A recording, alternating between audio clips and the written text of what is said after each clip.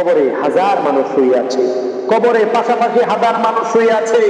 তাদের সীমানা নিয়ে কোনো ঝগড়া নাই, সীমানা নিয়ে কোনো ঝামেলা নাই, পাঁচিল নিয়ে কোনো ঝগড়া নাই, পাশাপাশি শুয়ে আছে। এক কবরের উপর অন্য কবর পড়তেছে, তা নিয়ে তাদের কোনো সমস্যা হচ্ছে না। কিন্তু আমাদের হায়াতি জিন্দিগি 40 বছরের জিন্দিগি, 50 বছরের জিন্দিগি, 60 বছরের জিন্দিগি, এই অল্প জিন্দিগির মধ্যে আমাদের সীমানা নিয়ে অনেকটা ঝামেলায় আমরা পড়ে আছি। বাড়ির পাশে সীম দিয়েছি, অপর পক্ষ মানে নাই, অপর পক্ষ সীম দিয়েছি, আমরা মানি না। এরকম সীমানা নিয়ে ঝগড়া আমাদের মধ্যে লেগে আছে।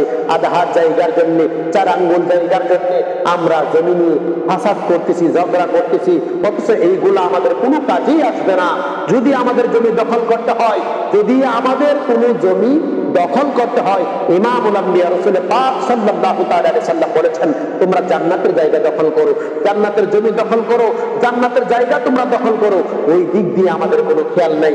আমরা অপরের জায়গায় গাছ লাগানোর জন্য, গাছ রোপণ করার জন্য ব্যস্ত হয়ে থাকি। অপরের জায়গায় আম গাছ, অপরের জায়গায় বেল গাছ, অপরের জায়গায় তাল গাছ লাগানোর জন্য আমরা উঠে পড়ে লেগেছি। অথচ আল্লাহর নবী বলেছেন, তোমরা যদি জায়গা জমি দখল করতে চাও, জান্নাতের জায়গা দখল করো, জান্নাতের জমি দখল করো। এবং জান্নাতের জায়গা জমি কিভাবে দখল করবা, এই সিস্টেমটা আল্লাহ পাক রব্বুল আলামিন হাবিব তোমাকে আমাকে বলে দিয়েছেন।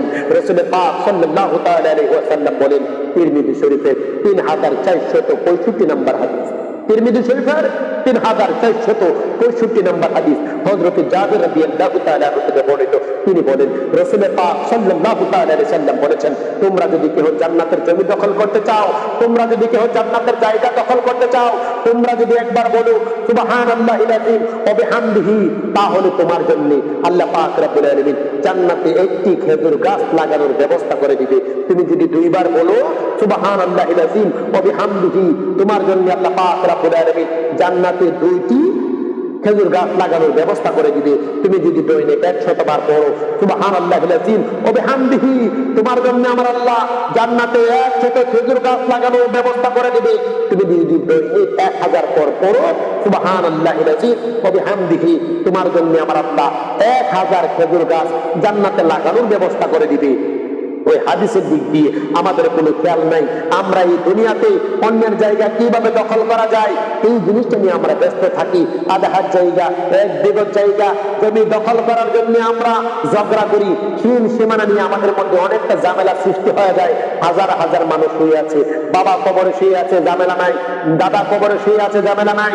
14 গোষ্ঠীর মানুষ পাশাপাশি, এক গোষ্ঠীর মানুষ, এক গোত্রের মানুষ অন্য গোত্রের মানুষের পাশাপাশি শুয়ে আছে, তাদের কোনো সীমানা নিয়ে